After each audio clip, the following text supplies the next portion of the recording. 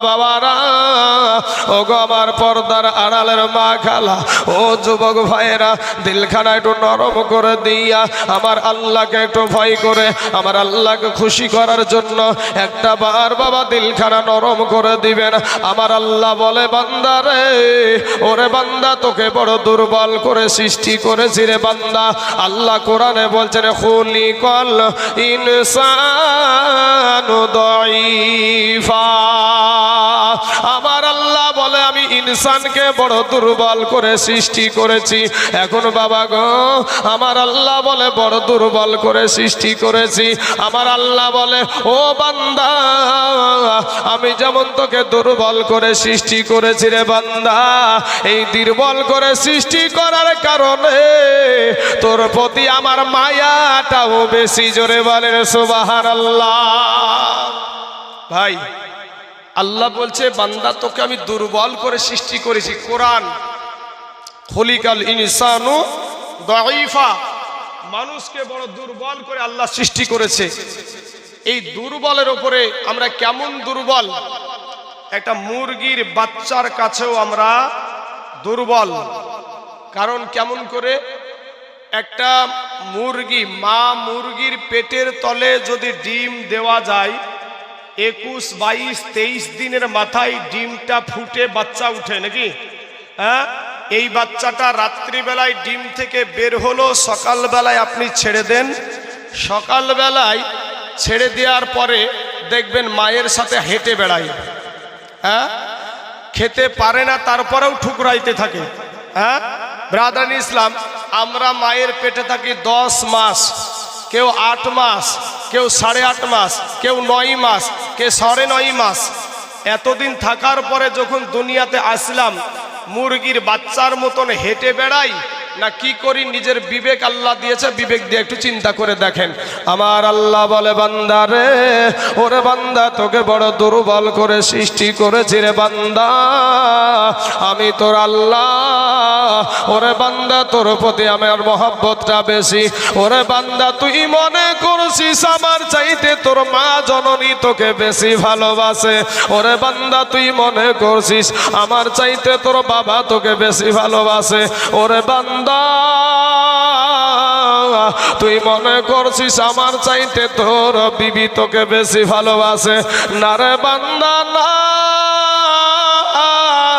আমি আল্লাহর চাইতে তোকে কেউ বেশি ভালোবাসে না। জোরে বলুন একবার সুবহানাল্লাহ। আমার আল্লাহ বলে, বান্দা রে, আমি আসমান সৃষ্টি করেছি রে বান্দা, আমার বলি নাই রে বান্দা। আমি জমিন সৃষ্টি করেছি, আমার বলি নাই। আমি চন্দ্র সৃষ্টি করেছি, আমার বলি নাই। আমি পাহাড় সৃষ্টি করেছি, আমার বলি নাই রে বান্দা।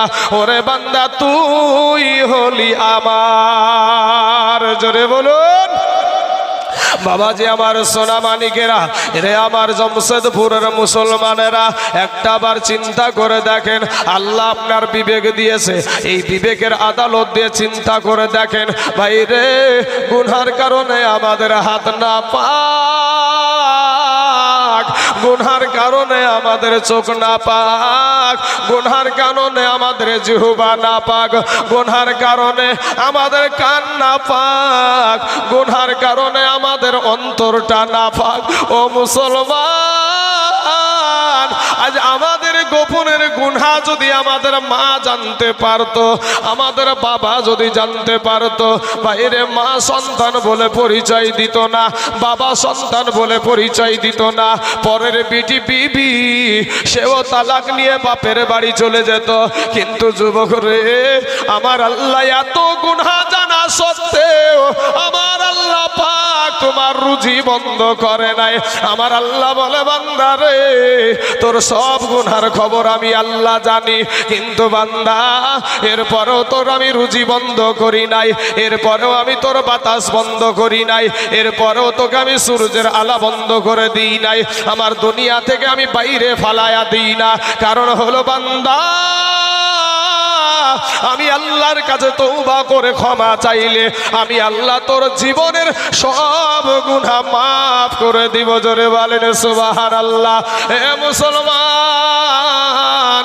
আজকে আমাদের এই জবান দিয়ে কত মিথ্যা কথা বলি ভাই, এই জবান দিয়ে কত মানুষের বিপদ করি, এই জবান দিয়ে বাবা কত রকমের হারাম খাদ্য পান করে থাকি। এর কারণে আমাদের জবানটা গুনাহের কারণে নাপাক। এই চোখ দিয়ে কত বেগানা নারীর দিকে কোন নজরে তাকাইলাম, এই অন্তর দিয়া আমরা কত রকমের খারাপ নিয়াত করলাম, গুনাহের কারণে আমাদের অন্তরটাও নাপাক। হে মুসলমান ভাইয়েরা, ওগো আমার কালেমার ভাইয়েরা, শোনেন গো ভাই, একটু আল্লাহর তালাশ করেন গো যুবক। ও যুবক ভাই, যারা আল্লাহর তালাশ করে, ডানে তাকায় তবুও আল্লাহর তালাশ করে, বামে তাকায় তবুও আল্লাহর তালাশ করে, সামনে তাকায় তবুও আল্লাহর তালাশ করে, আর বলতে থাকে আমার দয়ার এ মওলা রে,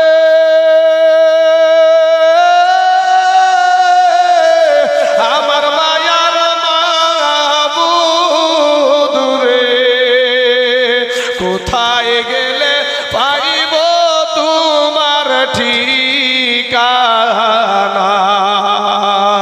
কোথায় গেলে পাইব তোমার ঠিকানা। আল্লাহর কাছে গভীর রাত্রিতে বাবা যারা বড় বড় আল্লাহর ওলি হয়েছে তাদের জীবনী ঘেটে দেখুন, আপনার আমার মতন বিছানায় শুয়ে আরাম করে তারা আল্লাহর ওলি হয় নাই। পীর সাহেব কোনোদিন ভণ্ড হয় না, আর ভণ্ড কোনোদিন পীর হয় না। কথাটা বুঝতে পারলেন? পীর সাহেব কোনোদিন ভণ্ড হয় না, আর ভণ্ড কোনোদিন পীর হয় না। মুজাদ্দেদ আলফে সানি রহমতুল্লাহ আলাইহির একটা মাকতুবাত শরীফ একটা কিতাব আছে, ওই কিতাবে পড়ে দেখলাম যে উনি লিখছেন যে কোনো পীর সাহেবের দরবারে যদি আমার নবীর আদর্শ যদি না থাকে, বাঘ যেমন হরিণকে দেখে, হরিণ যেমন বাঘকে দেখে পালায়, পীর সাহেবকে দেখে ওই মুরিদেরা ওইভাবে পালাতে হবে। কিন্তু বাবা সোনা মানিকের আমার ভাই জানেরা, তবে আল্লাহর ওলিদেরকে মানতে হবে। এই ভারতবর্ষের জমিনে খাজা মাইনুদ্দিন চিশতি রহমতুল্লাহ আলাইহির যদি আমরা জীবনী ঘাটি, তাহলে আমরা পেয়ে যাব ওনার হাতে হাত দিয়ে একটা নয়, দুটো নয়, ৮০ থেকে ৯০ লক্ষ বিধর্মী কালেমা পড়ে মুসলমান হয়েছিল। জোরে বলেন সুবহানাল্লাহ। বাবা তারা এমনি এমনি হয়ে যায় না, তাদের রূপ দেখে হোক, গুণ দেখে হোক কালেমা পড়ে মুসলমান হয়েছে, কিন্তু তারা কি একদিনই ওরকম হয়ে গেছে তা নয়। আপনি আল্লাহর বান্দা নবীর সাহাবী 10 জন সাহাবীকে জান্নাতের সার্টিফিকেট দিয়েছিলেন, তো এরা জান্নাতের সার্টিফিকেট পেল, তারপরেও পরবর্তী জীবনটা শুধু কান্নার ওপরেই কাটিয়ে গেল। জোরে বলেন সুবহানাল্লাহ। আজ আমাদের চোখ দিয়ে পানি আসে না ভাই। নবীর জীবনী তালাশ করে দেখেন, সারা জীবনটা নবী আমার কান্না করতে গেলেন কার জন্য? আমাদের জন্য। নবী আমাদের জন্য কান্না করেছেন। বাবা গো, আমার নবী কতটা আপনাকে মোহাব্বত করে, কতটা আপনাকে ভালোবাসে। আমার দয়ার নবী একদিন বাবা ফাঁকা ময়দানে জঙ্গলার পাশে একটা জায়গাতে বাবা নামাজ আদায় করছে, এমন সময়তে কাফের বেদিন আবু জাহিল আমার নবী সেজদায় গিয়েছে গো। এমন সময়তে একটা পাথর উঁচা করে আমার নূর নবী, আমার দয়ার নবীকে ওই বাবা কাফের বেদিন আবু জেহেল পাথরটা ছুড়ে দিয়েছে। নবী যখন সেজদা থেকে মাথা উঠায়, ওই পাথরটা গিয়া আমার দয়াল নবী, আমার এতিম নবী, আমার মাহারা বাবারা নবীর কপাল মুবারকের বাম দিকটাতে লেগে গেল। কপালটা ফেটে বাবারে রক্ত বেরোতে আরম্ভ করে দিয়েছে রে ভাই। যেই নাবির জন্য আমার আল্লাহ পাক রব্বুল আলামিন বাবা গো কিয়ামতের দিন আমার আল্লাহ সেই নবীর দিকে তাকায়া আমার নবী যতক্ষণ খুশি না হবে ততক্ষণ পর্যন্ত আমার নবীকে দিতেই থাকবে। জোরে বলেন সুবহানাল্লাহ। বাবা গো ওই দয়ার নবী আমার এতিম নবী মায়ার নবী কপালটাকে চেপে ধরে বাবা একবার ডানে তাকাই বামে তাকাই সামনে তাকাই আর বলে তোমরা কারা গো, আমাকে তোমরা কেন এই বাবু মারলে? আমি তো মক্কার কোন মানুষের আমানতের খেয়ানত করি না, আমি তো কাউকে কোনোদিন আঘাত দিই না, আমি তো কাউকে কোনোদিন কষ্টও দিই না, কেন তোমরা আমাকে এইভাবে মারলে? আমার দয়ার নবীজির বাবা কপাল দিয়ে দরদর করে রক্ত বেরিয়ে যাচ্ছে। নবী আমার বলছে তোমরা শোনো গো, তোমরা তো জানো আমার মা নাই, আমার দুনিয়ার জমিনে আমার বাবা নাই। দেখছে বাবা একটা গাছার আড়াল থেকে ওই কাফের বেদিন আবু জাহিল বেরিয়ে আমার নবীর দিকে নজর করে বাবা গো আমার নবীর দিকে তাকায়া খিল খিল খিল খিল করে হাসছে। ডাক দিয়া বলে চাচা, চাচা গো, ও চাচা, চাচা গো, আপনি আমাকে এই বাবু কেন মারলেন? আপনি তো জানেন আমার মা নাই, আমার বাবা নাই। কপালটাই বাবু চাপ দিয়া বাবা ধরে নিয়ে টুক টুক টুক টুক করে জঙ্গলার ভিতরে চলে গেল। কারা গো আজ নবীর পাগল এখানে বসে আছো ভাই? ওই নবী ছাড়া তোমার কবরে জায়গা নাই, ওই নবী ছাড়া তোমার হাসর মিজান পুলিশিরতে জায়গা নাই। কিয়ামতের দিন বাপ দৌড়াবে বেটার পিছনে, বেটা দৌড়াবে বাপের পিছনে, আর আবার নবী ছুটবে ইয়া উম্মতি ইয়া উম্মতি। উম্মতেরা যখন বাবা নবীদের কাছে যাবে সব নবীরা বলবেন লাস্তু লাহা, ইহার জন্য আমি পারবো না। আর আমাদের নবীর কাছে যখন যাবে আমাদের নবী বলবে আনা লাহা, এটাই হলো আমার কাজ। জোরে বলেন সুবহানাল্লাহ। বাবা একবার মোহাব্বতের সেই দুরূদ শরীফ পড়েন, আল্লাহুম্মা সাল্লি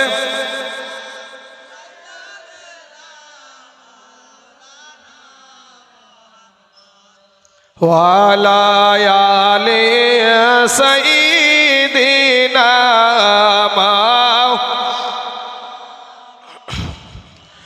সাল্লাল্লাহু আলা মুহাম্মাদিন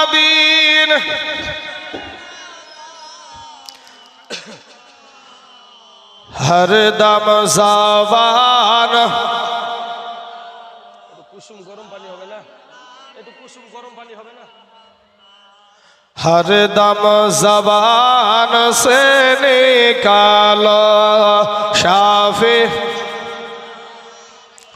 সাল্লাল্লাহু আলাইহি ওয়াসাল্লাম। বাবারা ও গো আমার পর্দার আড়ালের মা খালারা, আমার এতিম নবী বাবা হাত দিয়ে আপনার কপাল মুবারকটাকে চেপে ধরে বাবা গো আমার এতিম নবী কাঁদতে কাঁদতে বাবা জঙ্গলার দিকে চলে যাচ্ছে। আল্লাহর ফারিস্তা জিবরাইল এসে বলে ইয়া রাসূলুল্লাহ ইয়া হাবিবাল্লাহ, নবী গো, ও গো নবীজি, আপনি নবীর কপালে যেই বাবু আঘাত করেছে গো নবী, একটা বার অর্ডার দেন নবী গো, আমরা ওই কাফের ওই আবু জেহেলের গোষ্ঠীকে ধ্বংস করে দিব। নবী আমার জিবরাইলের পাখা ধরে বলে জিবরাইল রে, ওরে জিবরাইল, আমি নবী ধ্বংস করতে আসি নাই রে জিবরাইল, আমার নবীর আদর্শ কত সুন্দর, আমার নবীর আদর্শ আদর্শ কত সুন্দর রে বাবা। জিবরাইলকে বলে, জিবরাইল আমি নবী ধ্বংস করতে আসি নাই রে জিবরাইল। ওরে জিবরাইল আমি নবী ওই জাহান্নামী উম্মত গুলাকে আমি নবী ফিরাইয়া আমি জান্নাতে নিয়ে যেতে চাই। জোরে বলেন সুবহানাল্লাহ। নবীকে দেখার কেউ নাই বাবা। টুক টুক করে আপনার জঙ্গলাতে চলে গেল। জঙ্গলায় একটা গাছে বসে আছে, হাত দিয়ে বাবা কপাল খারাপ আর নবী চেপে ধরে আছে। মুসলমান ভাইয়েরা রে আমার, এই দুনিয়ার জমিন আমার নবীর সাথে যারা প্রেম করেছে তারাই লাঘবান হয়েছে। যারা নবীর দুশমন হয়েছে ভাই, তাদের নাম হয়েছে আবু জাহেল। আবুন মানে বাপ আর জাহেল মানে মূর্খ। এর নাম কিন্তু এটা না, কিন্তু পরে উপাধি দেওয়া হয়েছে।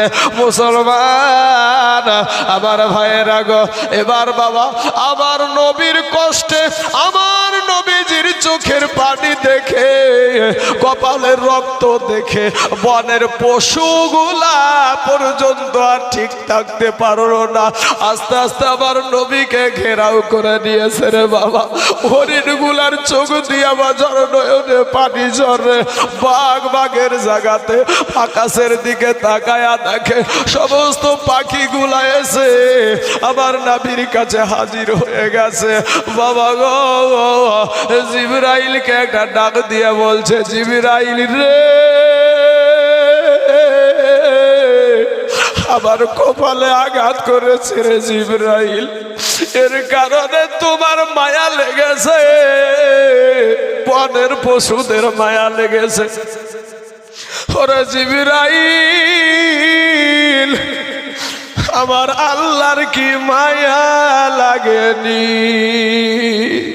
জিবরাইল আল্লাহকে বলে, আল্লাহ গো আপনার বন্ধু কি বলে? বলে কি বলে? তার বাবা নাই, তার মা নাই, তাকে আদর করার মতন কেউ নাই, আপনার কি মায়া লাগেনি? আমার আল্লাহ বলে, জিবরাইল রে আমার বন্ধুকে বল, সে যেটা চাইবে আমি সেটাই এখনই করতে রাজি আছি। জোরে বলেন সুবহানাল্লাহ। কারণ বাবা ইব্রাহিম নবীকে বলা হয় খলিলুল্লাহ, আর আমাদের নবীকে বলা হয় হাবিবুল্লাহ। জোরে বলুন সুবহানাল্লাহ। বাবাজি আমার সোনামানিকেরা, আমার আল্লাহ পাক বলে আমার অবশ্যই মায়া লাগেছে রে। আমার বন্ধু কি চায় একটা বার জানাও। এ মুসলমান আমার শেষ নবীর উম্মতের দলের আগো শোনেন, আপনার নবী কি বলেছিল? জিবরাইল যখন এসে বলে, ইয়া রাসূল আল্লাহ, ইয়া হাবিব আল্লাহ, নবী গো আল্লাহর মায়া লাগছে গো নবী, আপনি কি চান বলেন?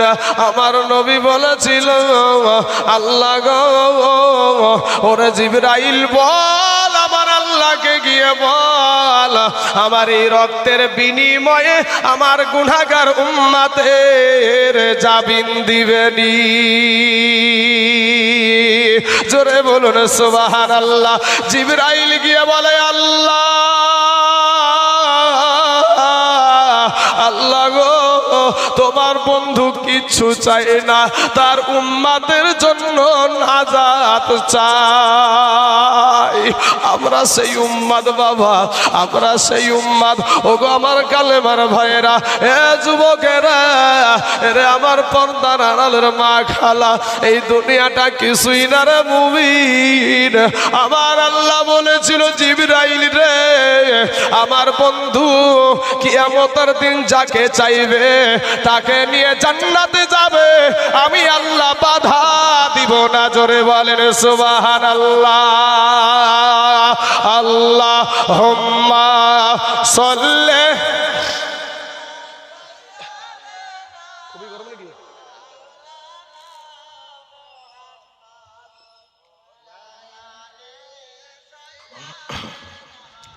মাওলানা মুহাম্মদ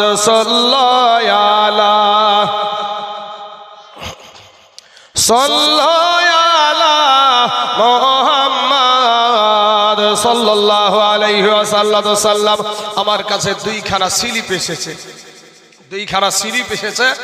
তো বাবা সেই স্লিপের এখন আমি একটা বলছি, পরবর্তীতে যদি আমি পারি, মানে আমি আর পারছি না বাবা, আমার গলা তার হচ্ছে না, মানে গলা বসতে বসতে আর গলার যে কোনো জিনিসের একটা মিটার আছে, মিটারের বাইরে গেলেই তো শেষ হয়ে যাবে। মহরম মাস থেকে শুরু হয়েছে যে বাবা গো, এর জন্য গলাটা শেষ হয়ে গেছে।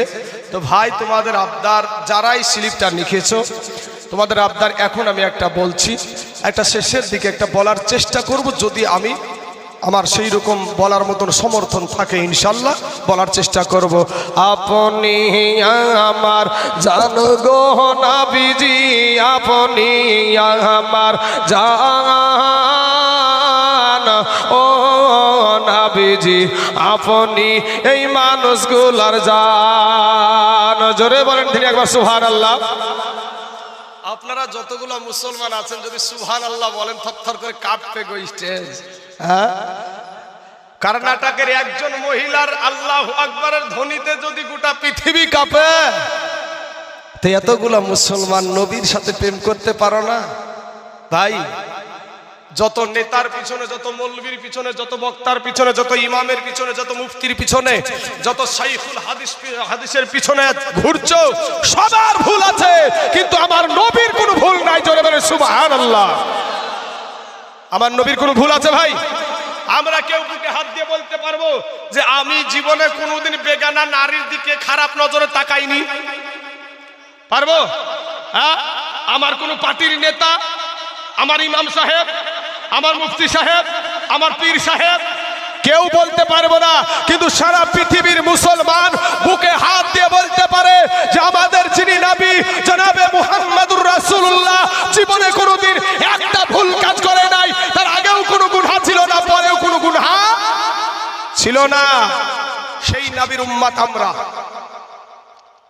আমেরিকার একজন খ্রিস্টান পাদ্রী, সে একটা কিতাব লিখলো দা 100 মনীষীর জীবনী লিখতে গিয়ে 100 মনীষীর জীবনী তালাশ করতে করতে সবার জীবনে কলঙ্ক পাওয়া গেল, কিন্তু আমাদের দয়ার নবীজির জীবনে কোনো কলঙ্ক পেয়েছিল না। তাই সবার 1 নম্বরে নাম দিয়েছিল আমার দয়ার নবীজির। জোরে বলেন সুবহানাল্লাহ। তাহলে সেই নবীর মহব্বতে বাবা বেশি বেশি দুরূদ পড়বেন, বেশি বেশি দুরূদ পড়বেন। যখন দুরূদ চালু হচ্ছে অনেকেই দুরূদ পড়ছে, অনেকেই ঠুটে আবার ফেবিকুইক আঠা লাগাচ্ছে, ফেবিকুইক আঠা লাগাচ্ছে। হ্যাঁ বাবাজি আমার সোনা মানিকেরা কবি বলছেন আপনি আমার জান গো নবীজি, আপনি আমার জান ও নবীজি, আপনি এই মানুষগুলার জান। হায়রে আপনার জন্য করতে পারি, আপনার জন্য করতে পারি জীবন কুরবান। জোরে বলুন। মসজিদুল আকসার জন্য মানুষ কুরবানি হচ্ছে না, হচ্ছে না গো? হ্যাঁ, তা আমাদের নবীর জন্য কি আমরা কুরবানি হতে পারবো না ভাই? হ্যাঁ, সত্যের জন্য আমরা শহীদ হতে পারলে আমাদের আনন্দ খুশি। আমরা আল্লাহর হাজার শুকরিয়া, যদি ইসলামের জন্য, কোরআনের জন্য, নবীর জন্য, হকের জন্য, কোনো মুসলমান ভাইয়ের জন্য যদি জীবন দিতে পারেন, এই ব্রিজের এই পার হলো দুনিয়ার, ওই পার হলো জান্নাত। জোরে বলেন সুবহানাল্লাহ। 500 বছর প্যারালাইজ হয়ে বিছানায় পড়ে থেকে থাকার পরে 1 ঘন্টা বীরের মতন বাবা লড়াই করে ইসলামের জন্য, ওয়াজাথা নাই, ভোটের জন্য নয়, তাইলে ভোটের জন্য নয়, ইসলামের জন্য, কোরআনের জন্য, আমার নবীর জন্য, হকের জন্য যদি লড়াই করে আপনি জীবন দেন, আপনাকে আমার আল্লাহ পাক বিনা হিসাবে জান্নাত দিবে। জোরে বলেন সুবহানাল্লাহ। আপনার জন্য করতে পারি, আপনার জন্য করতে পারি জীবন কুরবান ও নবীজি, আপনি আমার জান। হায়রে আমরা সবাই পাপী ও তাপী, তুমি দয়াবান। আমরা সবাই পাপী ও তাপী, তুমি দয়াবান। হায়রে দয়া করে পার করিয়েন, দয়া করে পার করিয়েন হাসর ময়দান। ও নবীজি আপনি আমাদের জান, আপনি আমার জান গো নবীজি, আপনি আমাদের জান। ও নবীজি আপনি এই মানুষগুলার জান। হায়রে কত কষ্ট করলেন আপনি ওয়াহুদের ময়দান, হায়রে কত কষ্ট করলেন আপনি ওয়াহুদের ময়দান।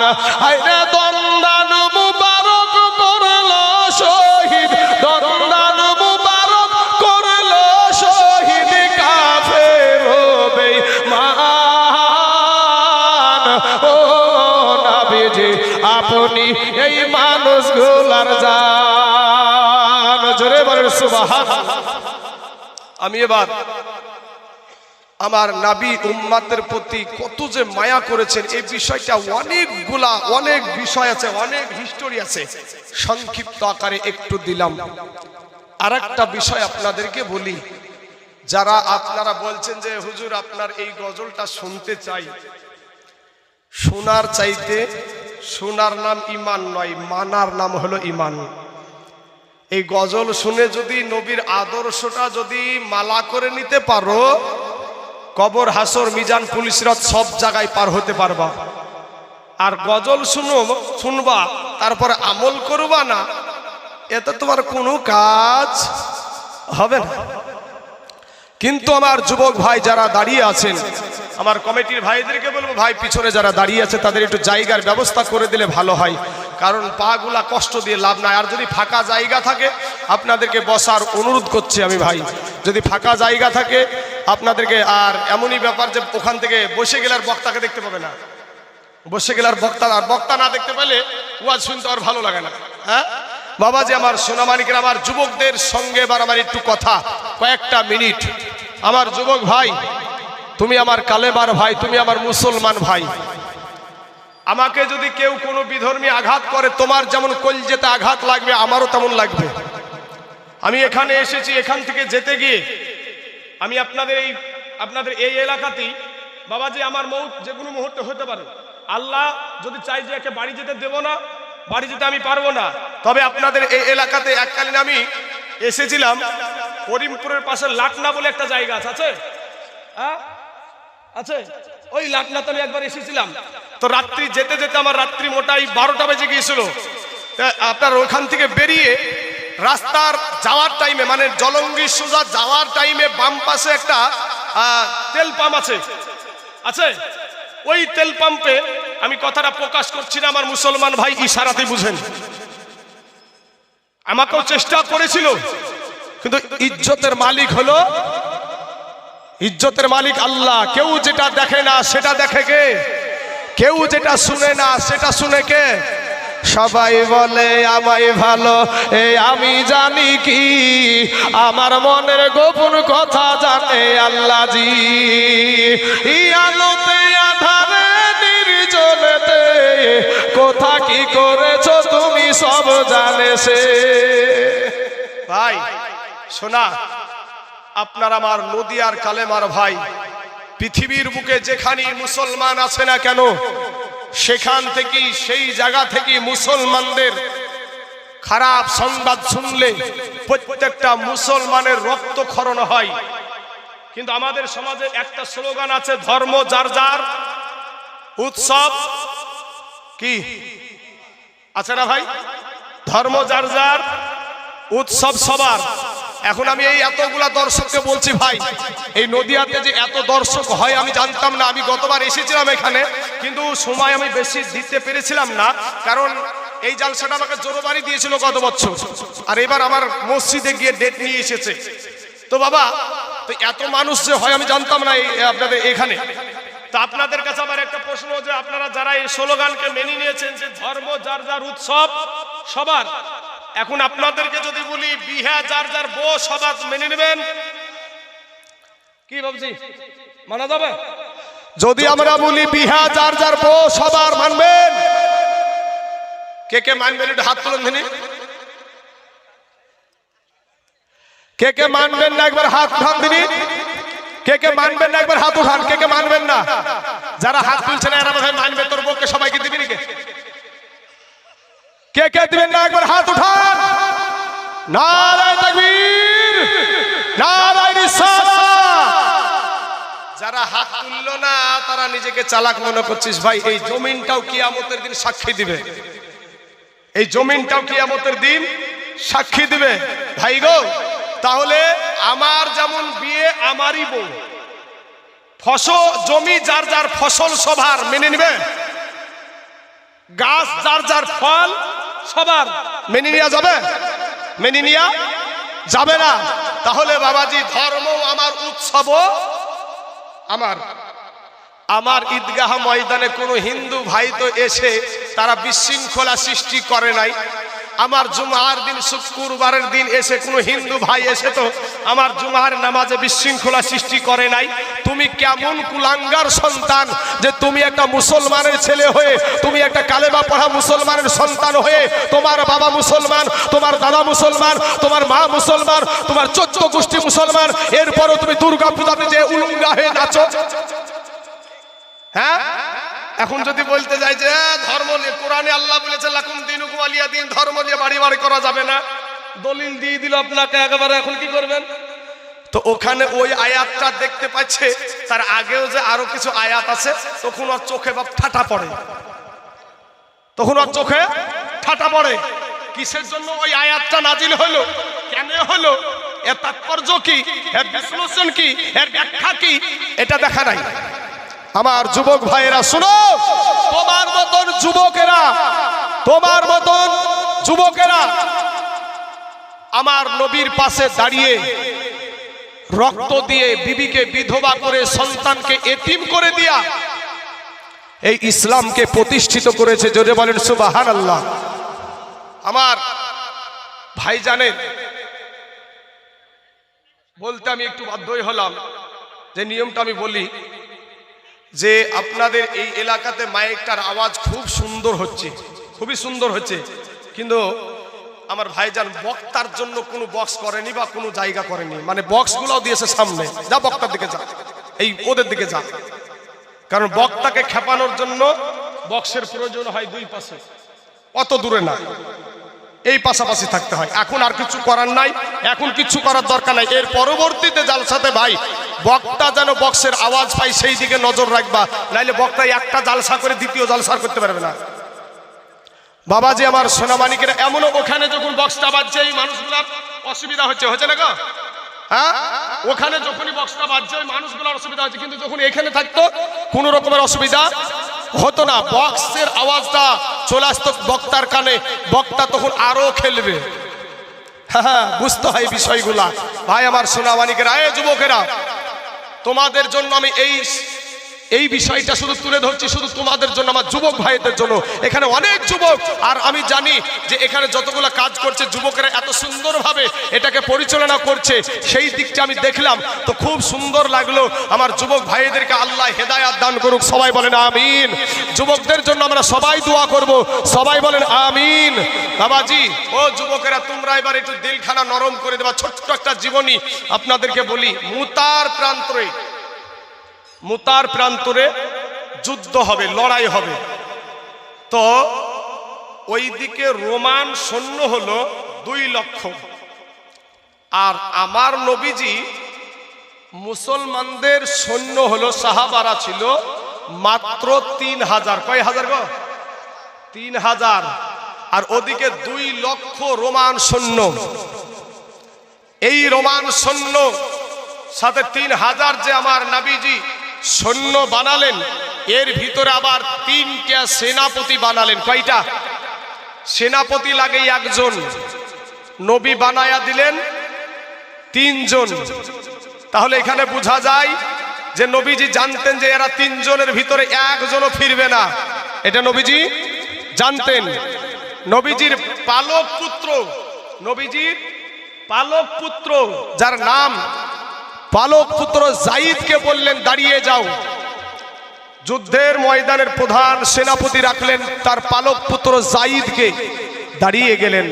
তারপরে বললেন কোথায় আমার চাচাতো ভাই জাফর বিন আবু তালিব, দাঁড়িয়ে যাও। সঙ্গে সঙ্গে দাঁড়িয়ে গেলেন। তারপরে বললেন কোথায় আমার সাহাবী আব্দুল্লাহ ইবনে রাওহা, দাঁড়িয়ে যাও। সঙ্গে সঙ্গে বাবা দাঁড়িয়ে গেলেন। বললেন তোমরা তিনজনা সালাম করে এসো। বাবাজি এবার যায়েদ বলছেন ইয়া রাসূলুল্লাহ, ইয়া হাবিবাল্লাহ, নবী গো, ওগো নবীজি, আমার আব্বা জান আমাকে যুদ্ধের ময়দানের সেনাপতি বানায়া দিয়েছে গো নবী। নবী গো, আমার মা আয়েশা ঘরে বসেই শুনতে পেয়ে যাবে। ইয়া রাসূলুল্লাহ, আমার যাওয়ার কোনো প্রয়োজন নাই গো নবী। এবার বাবা জাফর বিন আবু তালিব চলে গেলেন বাড়িতে। বাড়িতে গিয়া বিবিকে একটা ডাক দিয়ে বলে প্রাণের বিবি গো, আমার দয়ার নবী আমাকে যুদ্ধের ময়দানের সেনাপতি বানায়া দিয়েছে গো বিবি। বিবি গো, এতদিন তোমার সাথে আমি ঘর সংসার করছি গো বিবি। ও গো বিবি, হয়তো তোমার কোনো হক আমি আদায় করতে পারি নাই গো বিবি। বিবি গো, তুমি আমাকে মাফ করে দিও। বিবি বলছে, ও বিবি আল্লাহর কাছে হাত উঠায়া বলে আল্লাহ, আমার স্বামীকে আমার নবী যুদ্ধের ময়দানের সেনাপতি বানায়া দিয়েছে গো আল্লাহ। তাতে থেকে আমি বিরত থাকতে বলবো না, আমি তাতে থেকে বাধা দিব না। ও গো আল্লাহ, আমার স্বামীকে যুদ্ধের ময়দানে জয়ী করে গাজী হিসাবে আমার কাছে পৌঁছায়া দিন। জোরে বলেন সুবহানাল্লাহ। জাফর আবু তালিব বাবা হাতে ছিল একটা তরবারি, ওই তরবারির উল্টা পিঠ দিয়া বৃদ্ধ আঘাত করে দিলেন। বলছে বিবি রে, উল্টা দোয়া করিও না, তোমার উল্টা দোয়া আমার আল্লাহর দরবারে কবুল হবে না। এ যুবক, তারা জানে গো মুতার প্রান্তরে শহীদ হয়ে যাব, মুতার প্রান্তরে ইসলামের জন্য শহীদ হয়ে যাব, নবীর জন্য শহীদ হয়ে যাব। বিবিকে বলছে বিবি রে, উল্টা দোয়া করিও না, তোমার উল্টা দোয়া আমার আল্লাহর দরবারে কবুল হবে না। কারণ বিবি গো, যুদ্ধের ময়দানে সেনাপতি লাগে একজন, নবী বানায় আছে তিনজন। আমার আগেও একজন আছে, পরেও একজন আছে। ওগো বিবি, নির্ঘাত আমি ওই মুতার প্রান্তরে শহীদ হয়ে যাব গো বিবি। বিবি গো, তুমি আমাকে মাফ করে দাও। এবার আব্দুল্লাহ ইবনে রাওহা চলে গেলেন বাড়িতে। উনিও সালাম করে যুদ্ধের ময়দানে হাজির হয়ে গেল বাবা। এবার যায়েদ একেবারে বাবা বাহাদুরের মতন ইসলামের জন্য লড়াই করতে করতে একটা সময় কাফের বেদিনেরা তাকে ঘেরাও করে ফেললো। বাবা রে, তাকে শহীদ করে দিল। এবার জাফর বিন আবু তালিবের হাতে তরবারি, ইসলামের পতাকা। এ বাবা গো, এবার ইনি কলা গাছ ঝুড়া করে ঝুড়তে ঝুড়তে একটা সময় এই জাফর বিন আবু তালিবের বাবা এক হাতে যখন আঘাত করে দিল, একটা হাত কেটে পড়ে গেল। বাবা গো, আর এক হাতে যখন আঘাত করলো, জাফর বিন আবু তালিবের দ্বিতীয় হাতটাও যখন কেটে গেল, পাশের একটা সাহাবীকে ডাক দিয়ে বলে, ও গো আল্লাহর নবীর সাহাবী, দয়ার নবীকে বলিও গো, আমি জাফরের দুই হাত কাটা, দুই পা কাটা, এরপরও ইসলামের পতাকা মাটিতে পড়তে দিই না। জোরে জোরে বলুন সুবহানাল্লাহ। দুইজন সাহাবী ধরে গিয়ে দেখছে জাফরের দুই হাত কাটা, দুই পা কাটা, ইসলামের পতাকাটা মুখে কাপড় দিয়া উঁচা করে রেখে দিয়েছে। জোরে বলেন সুবহানাল্লাহ। তারা কেমন ইমানদার, কেমন তারা বাবা আল্লাহকে ভালোবাসতো, নবীকে ভালোবাসতো, ইসলামকে ভালোবাসতো, কোরআনকে ভালোবাসতো, মসজিদকে ভালোবাসতো। সারা পৃথিবী চাইছে মসজিদ ভেঙে দাও, মাদ্রাসা ভেঙে দাও, কোরআন পুড়িয়ে দাও, কিন্তু আমরা মুসলমানেরা যতদিন আছি মসজিদ ভেঙে তারা শেষ করতে পারবে না। ওরা ভেঙে যাবে আর আমরা গড়িয়ে দিব। জোরে বলেন সুবহানাল্লাহ। এ বাবাজি, জাফর বিন আবু তালিব রাদিয়াল্লাহু তাআলা আনহুর আপনার দুই হাত কাটা, দুই পা কাটা, ইসলামের জন্য পতাকাটা মুখে কাপড় দিয়ে উঁচা করে রেখে দিয়েছে। আজকের জমিনে আপনাকে আমি হাত কাটতেও বলবো না, আমি পা কাটতেও বলবো না।